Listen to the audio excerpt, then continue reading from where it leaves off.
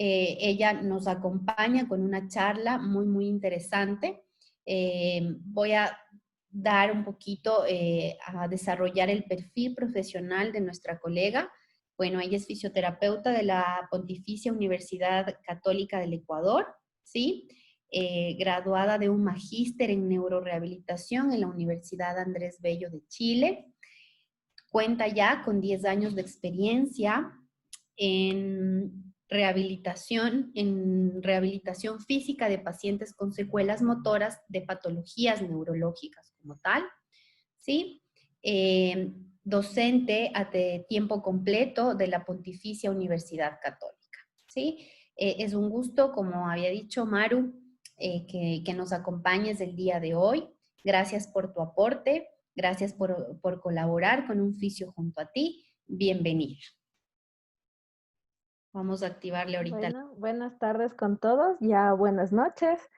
Sí. Bienvenidos a esta charla que espero que sea de su completo agrado y les ayude a solucionar por ahí algunas dudas que tengan acerca de qué hacer con nuestros bebés que ya están creciendo y que por distintas razones tenemos que estar dentro de casa. Muchas gracias, Nelcy, a todo tu equipo.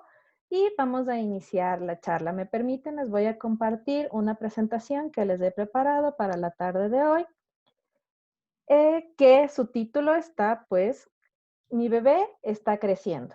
¿Cómo lo ayudo desde casa? Como Nelcy ya lo dijo, pues mi nombre es María Eulalia Guevara, soy fisioterapeuta, graduada en la Universidad Católica. Estudié un posgrado de neurorehabilitación en la Universidad Andrés Bello de Chile y pues desde el 2017 tengo el título de mamá de José Enrique. Entonces, les preparé algunos temas que me interesaría que los veamos hoy. Uno de los primeros es el sistema nervioso. El sistema nervioso entendido como aquella máquina que nos ayuda a procesar todos los estímulos que recibimos del medio y de cómo nosotros procesamos esas respuestas, esos movimientos hacia esos estímulos del medio. Estos estímulos que pueden ser un olor, una sensación, tal vez un peligro, tal vez un objeto que nos llame la atención y hacia el que queremos dirigir nuestro movimiento. El siguiente punto que me parece interesante es tratar de comprender cómo aprendemos. Es un proceso que lo tenemos durante toda la vida, pero que muchas veces nos cuesta identificar cómo aprendemos mejor. Y el siguiente punto, pues, lo que nos trae esta charla, a moverse. ¿Cómo se mueven los niños? ¿Cómo lo hacen? Hay una secuencia lógica detrás de eso y esta secuencia es la que debemos estimular. ¿De acuerdo? Entonces, continuamos. Vamos a hablar de este sistema nervioso, de esta máquina perfecta que nos ayuda a recibir los estímulos, procesarlos, guardar la información que es necesaria o el aprendizaje y cómo después ejecutamos en el movimiento. En este momento, ustedes en la pantalla pueden visualizar un río.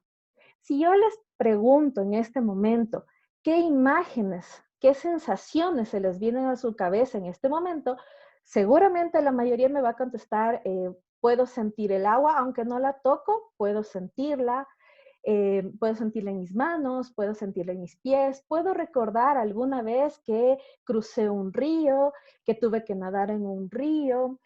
Van a acordarse también de la estrategia motora, de cómo hicieron para caminar en ese río, nadar en una piscina, en fin. En todos estos recuerdos, en todas estas sensaciones está trabajando nuestro sistema nervioso. Ahora, ¿qué pasa con los bebés? Pues durante los 9 meses de espera, aunque en algunos casos es menos, comienza el desarrollo de todas las estructuras. En el punto preciso de los 18 días de vida comienza la formación de este fabuloso sistema nervioso. En la semana 28 inicia el crecimiento de todas estas neuronas, dendritas y conexiones que van a ser los medios de comunicación de todos estos estímulos. En la semana 36 el sistema nervioso está completamente desarrollado. ¿De acuerdo? Ahora, es importante señalar que desde la semana número 20 se recomienda ya la estimulación intrauterina. ¿Esta estimulación en qué consiste? Pues en poner música al niño. Se ha comprobado que la música que ellos escuchan nos ayuda a tranquilizarse. Y esto yo hice mucho con José Enrique. Es de confesar que a José Enrique le gustaba mucho la música de banda y hasta ahora es algo que lo tranquiliza bastante. Otro ejercicio que podemos hacer mientras está en el vientre el bebé, podemos trabajar con juego de luces y de sombras. Dar iluminación a la pancita, taparla y así es una forma de estimular estas sensaciones en el bebé. ¿De acuerdo? Ahora, ¿qué pasa después del nacimiento? Como ustedes ven en la imagen que ahorita se está proyectando en sus pantallas, después del nacimiento el cerebro sigue su crecimiento. Las neuronas viajan ya a sus lugares definitivos, ¿de acuerdo? Se generan conexiones neuronales más estables, más gruesas, con la finalidad de que sean más rápidas y eficaces en su transmisión. También ocurre que hay una poda celular programada. ¿Qué quiero decir con esta poda celular programada? Lo que pasa es que nosotros todos los días estamos aprendiendo algo, pero este aprendizaje debe ser reforzado para que se mantenga en el tiempo. Si lo aprendemos en un solo día y no lo volvemos a repetir, lamentablemente estas conexiones en pos de que tengamos mayor energía para adquirir más conocimientos desaparecen, ¿de acuerdo? Pero esto no quiere decir que sea alguna cosa patológica, sino que simplemente se da este post de que yo tengo que tener más energía para tener más conocimiento y por tanto estas conexiones desaparecen. Que si vuelvo a tener contacto con esta experiencia, vuelvo a leer ese libro, me voy a acordar, ¿de acuerdo? Lo siguiente, ¿qué es lo que pasa? Se estabilizan estas conexiones cerebrales. ¿Cómo se estabilizan? Hablando de un bebé, pues tiene un año para practicar cómo va a caminar. Entonces ustedes calculen todo el tiempo que ese bebé repasa, que se ejercita, que tiene muchas caídas y va aprendiendo. Ahora, este crecimiento cerebral también está dado por muchos aspectos del medio en el que vive, ¿de acuerdo? Nosotros tenemos varios estímulos dependiendo del medio en el que nos desarrollamos. Y mucho también tiene que ver la genética, qué tan predispuesto tenemos en nuestros genes para A o B circunstancia. ¿De acuerdo? Ahora, la pregunta que nos interesa, ¿cómo aprendemos? Pues les cuento que aprendemos desde la maduración de nuestro sistema a través de la práctica constante del ensayo-error. Probamos algo que nos funciona hasta que lo entendemos. Esta práctica y este ensayo se da con la interacción del medio, como ya les conté, y esto genera una experiencia. Esta experiencia nos da el mencionado aprendizaje y esa es la manera en que nosotros conocemos las cosas, aprendemos las cosas desde que somos muy pequeñitos, ¿de acuerdo? Ahora bien, ¿qué pasa con los chiquitos? ¿Cómo aprendemos a movernos? Es interesante analizar este punto porque nosotros cumplimos varios requisitos para aprender a movernos. Dentro de esos requisitos tenemos interpretar la información del entorno, aprender la distancia que existe, los pesos, la luz. También aprendemos a manejar nuestro esquema corporal. Fundamental saber dónde está mi cabeza, mis manos, mis pies, mi cuerpo en sí, para poder moverme en el entorno. También aprendo el control postural. Aprendo la manera en que debo ubicar mi cuerpo de mejor manera para que éste tenga un mejor movimiento. ¿De acuerdo? Es interesante también ver que adquirimos patrones de movimiento. Estos patrones de movimiento muchas veces son aprendidos. Si ustedes ven, por ejemplo, la fotografía superior que se muestra ahora en sus pantallas, ven a este bebé que se está moviendo, que está bailando. Este bebé ya aprendió su control postural, ya lo tiene grabado en su cuerpito, en su cerebro, perdón, de cómo se mueve el cuerpo y pues lo ejecuta al escuchar una canción. Ahora, si ustedes también analizamos un poquito y, por ejemplo, observan el caminado, el tipo de caminado de sus padres, van a ver que ustedes tienen un patrón de movimiento muy parecido. Esto se da porque aprendemos estos patrones de movimiento. Me parece importante señalar que este movimiento es entendido como la motricidad gruesa y la motricidad fina, que muchas veces hablamos todo el equipo de salud de la motricidad gruesa, la motricidad fina, pero ¿qué es estos dos tipos de motricidad? Pues la motricidad gruesa son todos los movimientos de estos grandes grupos musculares. que intervienen en la posición y el equilibrio del cuerpo. A eso lo conocemos como motricidad gruesa. Después tenemos la motricidad fina. Esta motricidad fina que requiere precisión y coordinación, que la ocuparemos después para tomar los objetos y usarlos. ¿De acuerdo? Esto es fundamental porque así vamos a entender por qué hay cosas que se desarrollan primero en el niño y cosas que van evolucionando con el tiempo. ¿De acuerdo?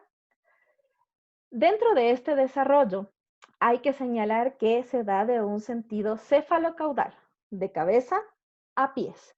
Iniciamos con el control cefálico. Después vamos a pasar a la sedestación, luego a la bipedestación, para finalmente tener la marcha. Obviamente que entre la bipedestación y la marcha, pues tenemos el gateo, ¿de acuerdo? Que es esta habilidad motora que generamos en cierto momento de nuestra vida. ¿Para qué? Para poder lograr controlar ciertos segmentos del movimiento. ¿De acuerdo? Entonces, llega el bebé al mundo entre los primeros 0 y 3 meses. Como ustedes pueden ver en las fotografías que les estoy compartiendo en este momento, el bebé tiene una postura flectada. ¿Por qué? Porque a demandas funcionales, a demandas de la evolución, nosotros permanecemos durante los 9 meses en el útero de nuestra mamá, entonces el espacio es muy reducido y debemos estar completamente flectados. ¿Qué es lo que pasa cuando ya salimos al mundo, por decirlo de alguna manera? Pues vamos a tener que enfrentar la fuerza de la gravedad, esta fuerza que nos mantiene contra el suelo. ¿De acuerdo? Debo aprender a manejar esta gravedad. Debo aprender a controlar mi cabeza. Recuerden que en este momento la cabeza tiene un mayor peso que el resto del cuerpo. Entonces el niño dedica mucho tiempo a estar practicando controlar su cabeza. ¿Para qué necesita controlar su cabeza? Pues para observar lo que lo rodea. ¿De acuerdo? Observar lo que mi mamá está moviéndose a un lado, a otro lado, me ponen un sonajero o escucho la televisión y quiero verlo. ¿De acuerdo? Le gusta, como les digo, escuchar y ver lo que pasa. Si bien es cierto, el bebé en este punto todavía no tiene una visión clara, sí puede observar ciertas sombras que le pueden llamar la atención. El ejercicio que les propongo en esta etapa es mostrarles juguetes de colores o sonajeros, poniéndolos o tumbándolos boca abajo, ¿de acuerdo? Se recomienda mantener esta posición boca abajo en los niños para que entrenen esta extensión del cuello y mantener este control cefálico, este control de la cabeza. ¿De acuerdo? Lo interesante en este ejercicio es que se puede hacer a varias alturas y en distintas direcciones para que el bebé pues entrene los músculos del cuello y del tronco. ¿Qué es lo siguiente que pasa en el desarrollo? Pues este niño experimenta con su cuerpo, quiere adquirir información y pues para esto se toma los pies, se succiona los deditos, las manos, ya ha empezado a tener un control de cabeza, pues que lo ayuda a mantener ciertas posturas. Lo importante en esta etapa es encontrar la línea media. Y ustedes van a ver, las que han sido padres y madres y han tenido la oportunidad de observar estos comportamientos de sus niños, van a darse cuenta que los niños tienden a llevar sus manos a la boca. Esto les ayuda a tener una línea media para luego desarrollar el control y la lateralidad de derecho e izquierdo. No solo las manos, sino también los pies, porque como les dije, tenemos que tener un control de nuestro esquema corporal. El ejercicio que les propongo en este punto es mostrarle a los bebés juguetes, asimismo, de colores o sonajeros, cuando estén tumbados boca abajo otra vez sobre un rodillo y estimularlos a que los toquen. De esta manera, también le damos un mayor estímulo, un mayor impulso para que tenga estos movimientos para llegar a esta famosa línea media. ¿Para qué es tan importante esta línea media? Pues para generar estos giros, estos rolados que denominamos nosotros. Y es cuando el bebé ya se mueve solo, empieza a moverse solo, empieza a experimentar muchas más sensaciones, a tener muchos más estímulos que lo motivan a, pues, moverse de un lado a otro.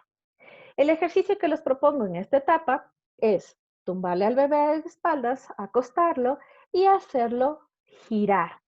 Primero, desde cabeza, recuerden que el desarrollo va desde cabeza, estimularlo con algún juguete, la mirada, para que este bebé gire, ayudarlo un poco con su brazo y luego con su miembro inferior contralateral al lado que va a hacer el giro. Como ustedes pueden ver en la fotografía de aquí abajo, es la manera correcta. Se le debe flexionar un poco el miembro inferior del bebé para darle este estímulo. Y van a ver que en pocos días el bebé ejecuta este movimiento. ¿Qué es lo siguiente? Pues la hora de explorar. Ya sé girar, ya sé moverme, ahora me toca explorar el medio en el que me estoy desarrollando. Ya tengo un control de cabeza, tengo un control de mi tronco, tengo un control de mis brazos y manos. No completo, pero ya los tengo más o menos ubicados. Y es por eso que los bebés en esta etapa también ya logran sentarse. El ejercicio que les propongo en esta etapa es colocar los objetos alrededor para que el niño tenga el estímulo de inclinarse y recogerlos y volver a la postura inicial. Si ya sus bebés logran un control de este sedente, un control de este sentado independiente, pues el ejercicio que les propongo es pedir que coloque estos objetos dentro de una botella. ¿Cuál es el objetivo de este ejercicio? Es que el niño encuentre que el sentado es funcional, que el sentado le va a servir para una actividad funcional, ¿de acuerdo? Que tiene un sentido ese sentado. Luego venimos con el famoso gateo. Este famoso gateo que en los últimos años ha sido un tanto controversial. Hay investigadores que apoyan el gateo que debe existir y hay investigadores pues que señalan que tenemos ciertas estrategias de movimiento y no necesariamente el gateo se va a dar en los 4 puntos entendidos así.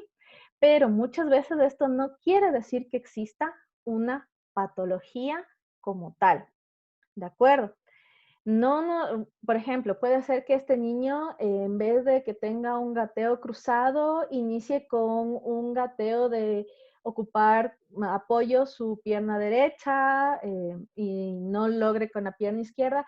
Esas simplemente son estrategias. El bebé está probando qué le funciona mejor para él y para su entorno. Entonces, mamitas primerizas, no debemos preocuparnos más allá de lo necesario. Si tienen alguna duda en este punto, les recomiendo acudir a su pediatra de confianza. ¿De acuerdo? El ejercicio que les propongo para desarrollar este gateo es igual, partiendo del sentado, empujarlo de cierta manera hacia un rodillo e invitarlo a que coloque las manos sobre la superficie. De esta manera, ¿qué es lo que hacemos? Pues estamos estimulando a todos los músculos de la parte superior del tronco, de los miembros superiores, a que reciban peso. Y es una manera en que vamos a iniciar este gateo. Se puede alternar este ejercicio que les propongo desde el rodillo, lo también podemos hacer en una pelota, en una almohada. La idea es que este niño, este bebé, comienza a tener estas sensaciones de descarga de peso, tanto en miembros superiores como en miembros inferiores. Cabe también señalarles en este punto que los niños deben tener experiencia de sus manos. Es por eso que ya no se recomienda el uso de mitones ni de guantes. Tampoco se recomienda el uso de rodilleras en esta etapa. No nos debemos preocupar porque nuestras extremidades están desarrolladas para cumplir esta etapa. Entonces no tenemos que preocuparnos de que se va a raspar, de que va a tener esto, sino obviamente vigilarlo, que no se haga daño, pero no debemos preocuparnos más allá. Y dándoles esta recomendación, llegó la hora. Los bebés tienen que estar en el suelo, tienen que tener la capacidad y el espacio para investigar, para desarrollarse. ¿De acuerdo? Ahora, vamos a una de las etapas que creo que a las mamás nos da un poco más de recelo y de temor. La etapa en la que comienzan a pararse, a escalar y a caminar. Me pareció interesante colocar estas dos fotos en este punto, ya que es lo que ellos ven, ya escalan algo, ya se ponen de pie y ven el mundo desde otra perspectiva. Por otro lado, nosotros las mamás vemos que está muy alto, que se pueden hacer daño, que lo que tenemos que hacer, que dar esa seguridad a nuestros niños, a nuestros bebés, para que tengan la experiencia de movimiento, ya que lo que en realidad pasa es esto, es esta secuencia de movimiento. El niño llega arrodillado, después se coloca un pie, regresa, coloca el otro pie y como les mencioné hace un momento, ve la estrategia más adecuada para llegar a este bípedo, a este parado sobre sus pies. El ejercicio que les propongo esta vez para seguir estimulando esta puesta en pie de nuestros bebés, pues partir de que el bebé llegue a este bípedo y pues se le puede colocar juguetes en la pared, se lo puede invitar a que pinte, a que tenga este tipo de actividades en esta postura, ¿de acuerdo? Lo interesante de esto es que nos va a ayudar a que el bebé tenga este entrenamiento en el control de una de las articulaciones más móviles que tenemos, que es la cadera. También estamos propiciando de que este bebé tenga la sensación del descarga de su peso sobre sus pies. Y esto lo va a favorecer luego para la siguiente etapa, que es la marcha. En este punto, cabe de nuevo recordarles que los bebés deben estar descalzos. Esto con la idea de que puedan tener toda la información del medio. ¿De acuerdo?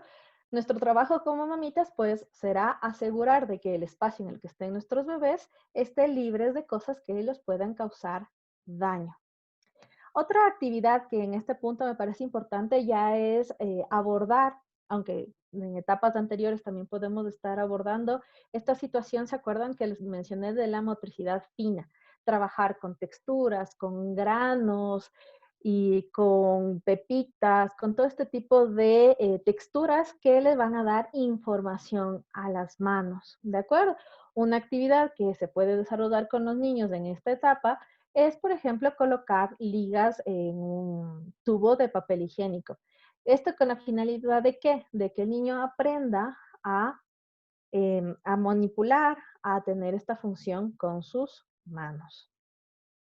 Ahora bien, llegamos a la etapa del caminante, llegamos a la etapa de la marcha.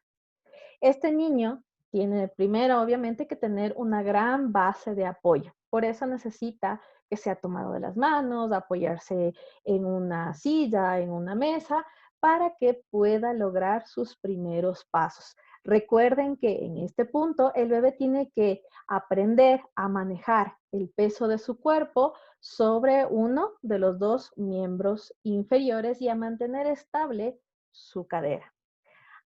Siguiendo con esto, al inicio, ya cuando el niño se libera de estas ayudas externas, pues lo que hace es poner los brazos hacia arriba. ¿Qué es lo que hace con esta estrategia? Pues es mantener el control de su tronco, limitar los movimientos de su cadera para así poder dedicarse a entrenar este paso de peso, que es fundamental. Esto va a ir desapareciendo con el tiempo y en función de la práctica. ¿Se acuerdan que ya hablamos de esto, de que la práctica es fundamental? Pues eso es lo que ayuda a que en esta marcha los miembros inferiores bajen. ¿Por qué estos miembros superiores, perdón, deben estar libres? Porque después los vamos a ocupar para manipular objetos, para cargarlos de un lugar a otro. ¿De acuerdo? Y esto va a pasar en algún momento en todo este desarrollo de la marcha. Es importante en este punto señalar que no todos los bebés al año de edad tienen la marcha independiente. Hay niñitos que se demoran más, hay niños que se demoran menos, ¿de acuerdo? Pero ya más o menos en el año esperamos que tenga esta marcha. Ahora un tema muy controversial, el andador. ¿Sí o no? ¿El andador estimula la maduración de la marcha o no la estimula? Pues les comento que en varias investigaciones de varios autores alrededor del mundo se ha comprobado que no, retrasa el inicio de esta marcha. ¿Por qué? porque los bebés no tienen esa información de sostener el peso de su cuerpo, porque con el arnés, como ustedes ven en la fotografía de la niña que está a su lado superior derecho, van a ver que esta niña está en el aire, está sentada sobre el arnés, en ningún momento está colocando sus pies en el suelo. Tampoco ejercita el equilibrio porque no está descargando su peso completo sobre sus pies que fueron creados para eso. No está recibiendo la información de esos pies. Además, un punto importante que muchas veces no lo analizamos es que este andador crea un espacio que me limita mis movimientos e impide que yo tenga la conciencia completa de la distancia que tengo de la pared y de mi cuerpo. Porque yo sé que si voy hacia la pared, estoy en el andador, puedo chocarme tranquilamente porque el golpe lo recibe el andador. Y es lo que muchos niños incluso lo toman como juego. ¿De acuerdo? Otro punto importante es que estos niños no aprenden el balanceo de los brazos al caminar, que es fundamental para la coordinación y el equilibrio del cuerpo. Este movimiento de balanceo de los brazos nos permite manejar de mejor manera las fuerzas elásticas que se dan en nuestros troncos para poder desarrollar una marcha de una forma mucho más económica. También, ¿qué es lo que pasa? No se desarrolla un esquema motriz correcto. ¿Se acuerdan que habíamos hablado de esos patrones de la marcha, de esos patrones de movimiento? Pues al ponerle al niño en este andador tan controversial, no tiene el momento para desarrollar estos patrones, estos esquemas de movimiento completos y de una manera correcta. ¿De acuerdo? Y algo que llama muchísimo la atención es que del 12 al 50% de accidentes que ocurren en esta etapa de la vida entre los niños de entre el año y 2 años se da por el uso de estos andadores, porque pierden esta conciencia del peligro. Tienen accidentes desde golpes en la cabeza, traumas cráneoencefálicos, luxaciones, edemas, moretones que se producen a raíz de estos golpes, de estos traumas que reciben los niños, ¿de acuerdo? Entonces, los dejo a su criterio. Andador, después de toda esta información, andador sí o andador no, ¿de acuerdo? Y bueno, el tiempo es muy corto. Espero que estos pequeños tips, estas pequeñas introducciones que hemos hecho acerca de cómo se da el movimiento humano, les sirva para entender mucho más cómo nuestros bebés están creciendo. ¿De acuerdo? Muchísimas gracias por la atención prestada y pues les dejo mi teléfono de contacto y mi correo para cualquier duda. Muchas gracias. Muchísimas gracias, Maru, por la información realmente muy, muy valiosa. Es importante que tomemos en cuenta todas estas pequeñas recomendaciones y el porqué por ejemplo, el uso del andador, ¿no? Que siempre ha sido controversial este tema. Es importante saber si es necesario o no para desarrollar o ayudar al desarrollo motor del niño, ¿no? Entonces, es importante tomar en cuenta este tema. Ahora, yo tengo una consulta. Antes de iniciar con la parte de preguntas, las personas que tienen alguna consulta, alguna inquietud, pues por favor hagan su pregunta por chat y nosotros vamos a ir dando respuesta con Maru a sus inquietudes. Yo tengo una consulta. ¿Qué pasa con el tema de la estimulación temprana o estimulación adecuada? Es importante porque ahora realmente los papás, los papitos se estresan por este tema y desde los 3 primeros meses los niños ya son llevados a realizar estimulación temprana como tal. Entonces, es adecuado porque tomando en cuenta lo que tú nos has recomendado y el tema del desarrollo motriz del bebé, pues hay cosas que nosotros podemos estimular en casa con la simple exploración, ¿no? Ujú. Ahora, es importante señalar de qué manera está dada esta estimulación temprana, ¿Ya? porque recuerda que podemos, como tú bien lo mencionas, lo podemos hacer desde casa. Ahora, un punto importante es que muchos de estos niños, y en hace los 4 meses que iniciamos la pandemia, muchas de las mamás trabajábamos. Entonces, la manera que podíamos mantener nuestro trabajo y nuestro bebé, pues era dejarlos en una guardería. Entonces, en este punto es importante que más allá de la estimulación temprana, de lo que se hacía con estimulación temprana, yo creo que era mantener este momento, esta hora y media, estas 2 horas de contacto directo entre la mamá y el bebé. Yo lo veo de esa manera, más allá de que se le va a entrenar al niño en alguna otra cuestión motora, porque los niños cumplen etapas de desarrollo. No los podemos obligar a que lo hagan más rápido o más lento. Ellos tienen su secuencia motora dependiendo de la maduración de su sistema. Entonces, yo más bien lo veo o lo sigo viendo de esta manera, de que era un momento en que tanto mamá como bebé compartían una actividad que los estimulaba al logro al cumplimiento de metas. Yo lo veo más desde ese punto, ¿de acuerdo? Hay muchas cosas que se pueden hacer desde casa, pero como lamentablemente muchas de las mamás tenemos que trabajar, pues debemos dejarlo a cargo de terceros que quizás no tengan la facilidad de crear estas actividades con los niños. Pero es cuestión de organización, es cuestión de darse cuenta, es cuestión de ver qué es lo que más le interesa. También es interesante en este punto recalcar que no todos los niños siempre están interesados o motivados por las mismas razones. Hay niños que se motivan por música, hay niños que se motivan por imágenes, como por ejemplo en el caso mío particular, a José Enrique le llama muchísimo la atención los ruidos, o sea, tiene un oído espectacular y eso es lo que a él le motiva a moverse. Además de que ahora está en la etapa de la travesura, de la investigación de las cosas, y es una manera también de estimularlo, dejarlo libre, obviamente bajo vigilancia, a que tenga experiencias, a que pueda investigar por sí mismo qué es lo que quiere hacer y que tenga la adquisición de ese conocimiento. Eh, Listo, muchas gracias. Sí, o sea, si lo vemos desde esa forma, realmente es importante compartir con la familia, la mamá, los padres, y de hecho ir conociendo también lo que tu niño, lo que el bebé está logrando, ¿no? En Ujú. todo su proceso de desarrollo motor como tal. Y también nos queda claro que no es que vamos a apresurar o a mejorar algún tipo de desarrollo motriz en el niño. Simplemente estamos haciendo una evaluación para que cumpla algún objetivo, pero no quiere decir que esto lo va a poner como en el top del desarrollo Claro. motor.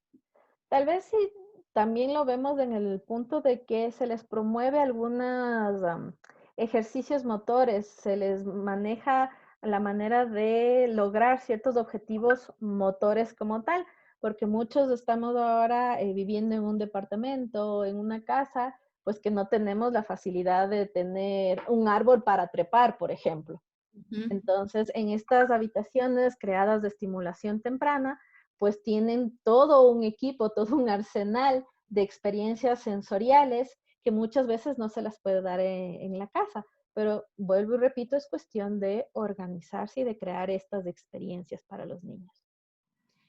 Gracias, gracias por aclararnos este punto. Otro tema que bueno, se ve y se escucha, ¿no? Que algunas mamitas se preocupan y empiezan a comparar al bebé, tal vez de la prima, del vecino, que ya camina, no sé, tiene ya un año, tiene un año y medio, y tal vez mi hijo no gateó y él sí gateó. ¿Qué pasa con ese tema? Es preocupante. Simplemente hay que tomarlo en cuenta y tratar de desarrollar algún tipo de estímulo para que el niño haga la actividad. Es importante este punto, como les decía y les comentaba, que los niños son seres individuales. Algunos elaboran estrategias motoras diferentes, formas de movernos diferentes. Y lo mismo pasa con los niños, o sea, em, sí llama la atención que un bebé no gatee, pero no es que sea, a ver, que está pasando, que necesariamente está pasando algo a nivel neurológico y que nos pueda llevar a una preocupación. Lo que sí nos preocuparía es que este niño ya esté pasando el año 6 meses, el año 8 meses y no tenga intención de moverse. Eso sí nos llevaría a una preocupación y a visitar a nuestro pediatra de confianza. pero no hay que tratar de comparar a los niños, no hay que tratar ni siquiera de compararnos entre nosotros, porque tenemos distintas maneras de movernos. No podemos tampoco presionar a los niños a que logren objetivos motores para los cuales tanto su sistema nervioso como su sistema muscular y esquelético no está preparado. Por ejemplo, hay mamitas que ya a los 6 meses quieren que el niño camine. Y pues no, aún todo el sistema musculoesquelético no está preparado para esa actividad. Entonces debemos respetar el tiempo de cada niño, el tiempo que tenemos cada uno para desarrollar las distintas habilidades. Pero como lo digo, si es que este niño ya pasó el año 6 meses y no lo logra, no logra caminar, ya nos llamaría la atención y, como les digo, sería interesante consultar con el pediatra que quizás nos derive a un neuropediatra o quizás nos derive a otra instancia, como por ejemplo un fisio pediátrico, eh, a otras instancias para evaluar qué es lo que está sucediendo. Estar atentos realmente a los signos alarmantes, podríamos decirlo así, en cuanto al desarrollo motor de nuestros pequeños en casa, ¿no? Ujú. Listo, listo. Vamos a revisar si tenemos alguna consulta. Bueno, sí, vamos a dar respuesta a estas preguntas. Carolina nos dice, excelente tema. Felicitaciones. ¿En qué edad es normal que el niño comience la marcha? Como te digo, se espera que lo haga entre el año y el año 6 meses más o menos.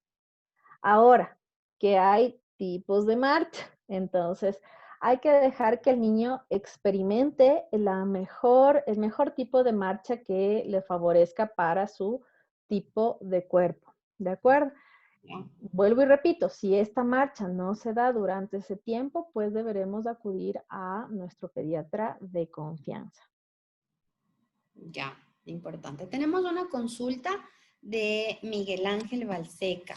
Él quiere hacer la consulta o la pregunta con el micrófono. Ahorita te vamos a activar el micrófono para que puedas hacer tu consulta.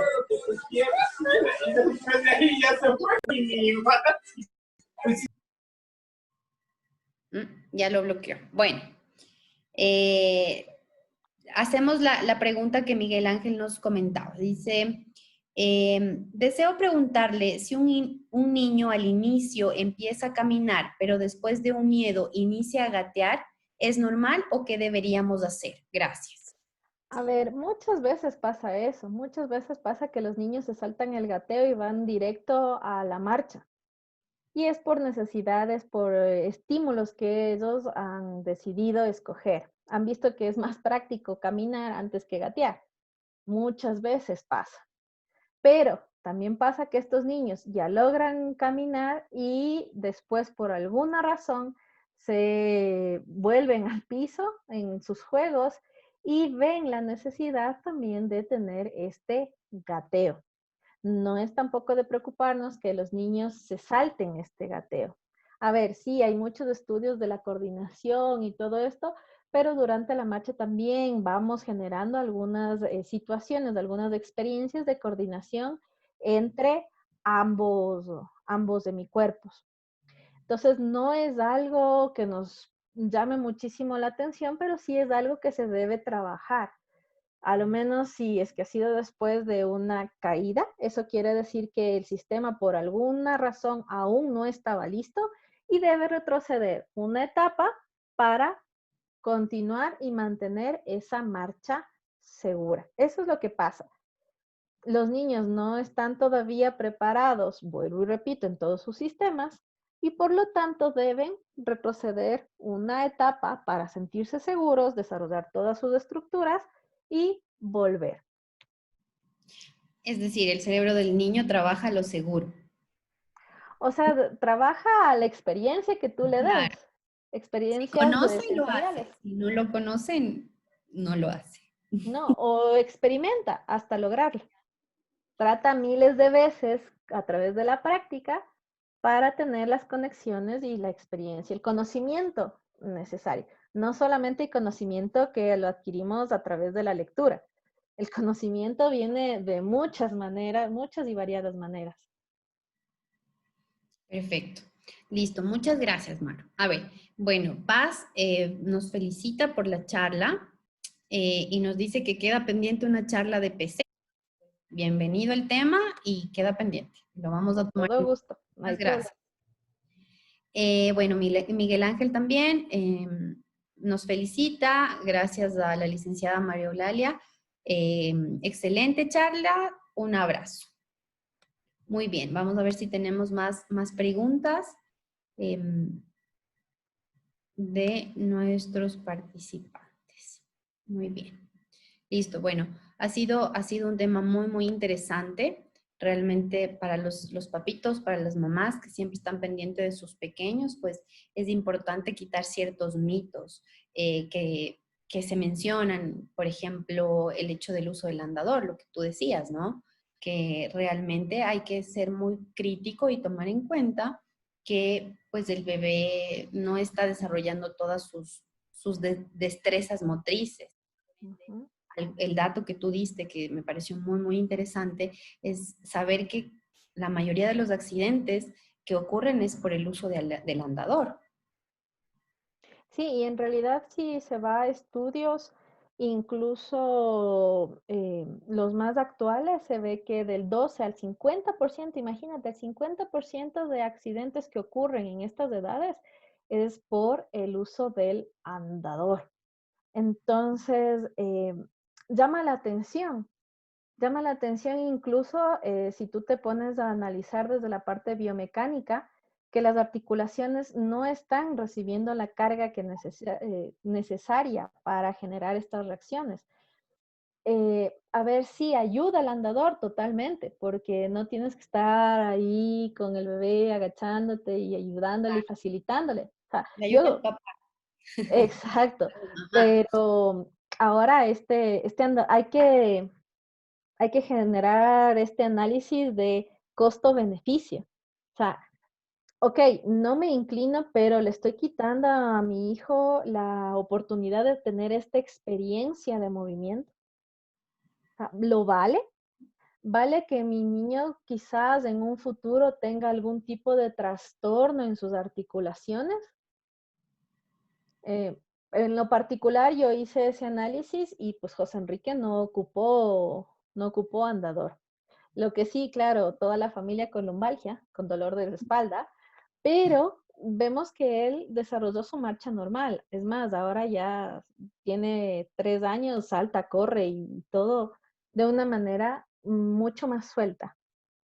Al compararlo, yo sé que es malo comparar, como les digo, cada niño tiene su experiencia motora, pero los niños, ha visto que los niños que no tienen este instrumento, este andador, tienen un desarrollo motor mucho más seguro, por llamarlo de una manera. Tienen conocimiento de su cuerpo y conocimiento del medio. Sí, es importante tomar en cuenta esta recomendación. A ver, tenemos otra consulta. Carolina nos dice, ¿en qué edad es normal que comiencen a hablar y de qué depende en los niños? A ver, el hablar es un tema interesante. Depende de muchísimos factores, que van desde la estimulación del medio hasta las conexiones neuronales y cómo este niño esté manejando todo este manejo de aire y de flujo de aire, ¿de acuerdo? ¿En qué edad se supone que los niños ya deberían empezar a hablar? Pues deben empezar a emitir sonidos desde los 6 meses. Al año se espera algunas palabras, al 2 años se supone, si no estoy mal, que deben tener, creo que es 500 palabras, no menos, no me acuerdo. O sea, la verdad que esta parte del lenguaje es bastante compleja. Es muy compleja porque, como les he contado, tiene varios aspectos que se deben evaluar. Entonces, cada cierta etapa, cada cierta temporalidad, estos niños deben cumplir un cierto número de palabras específicas. Como les digo, yo la verdad que desconozco mucho de este tema, me dedico mucho más a la parte motora como tal, motora de motor grueso y algo de fino. Así que el lenguaje depende de la estimulación que se le dé, depende de si es que este niño ya tiene todas sus estructuras. Es interesante el dato que para muchos niños que gatearon, tienen mayor facilidad para hablar porque tienen desarrollada toda esta musculatura del cuello que les ayuda. Hay estudios bastante interesantes sobre eso. Ya, muchísimas gracias. Es importante tomar en cuenta eso también. Bueno, gracias, Maru. No tenemos más preguntas de nuestro público como tal. Si alguno de los asistentes requiere de una consulta específica con nuestra colega María Eulalia, entonces pueden comunicarse con ella directamente. Nos ha compartido su número de celular y nosotros vía correo electrónico para las personas que se han inscrito, también les vamos a dar los datos si así lo requieren como tal. Ha sido un gusto. Muchísimas gracias por tu colaboración, Maru. Muchas gracias por el tema, por aclararnos muchas cosas. Espero que en casa, para las personas que tienen bebés, tienen niños que están creciendo, pues tomen en cuenta mucho el tipo de recomendaciones y sobre todo ya con una base de saber cómo es el desarrollo motor del niño como tal, e ir respetando todo este tema que tú nos has mencionado. Bueno, muchas gracias, Nelcy, y igual a Robert, a Carolina, muchísimas gracias por la invitación y pues será para una pronta acción. Gracias. Y queda pendiente, por ahí nos pidieron el tema de una charla de PC, de parálisis cerebral, entonces pues la tomamos en cuenta y te comprometemos con ese tema también. Muchas gracias. Ya iremos elaborando la presentación. Muy bien, listo. Diego Castañeda nos dice excelente, muchas gracias. Muchísimas gracias. Y estamos pendientes. Gracias a todos los asistentes. Ha sido un gusto que nos acompañen el día de hoy. Antes de que abandonen la sala, pues les invitamos para la charla del día de mañana. Una charla muy interesante sobre el insomnio y el dolor. Es importante conocer también este tipo eh, de, digámoslo así, como un tipo de patología que tiene que ver mucho con la parte del sistema nervioso central y el dolor, ¿ya? Entonces es una charla también gratuita que las invitamos, es a las 4 de la tarde con un colega peruano que nos está ayudando sobre este tema como tal. Muchísimas gracias por su asistencia, ha sido un gusto y esperamos pues tenerlos en nuestras charlas que las estamos desarrollando cada semana. Muy buenas noches.